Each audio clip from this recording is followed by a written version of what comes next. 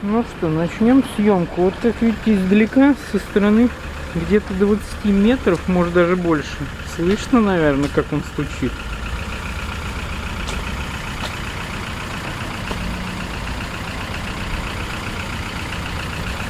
Вот, блин, такой треск раздается постоянно. Он меня уже заманал.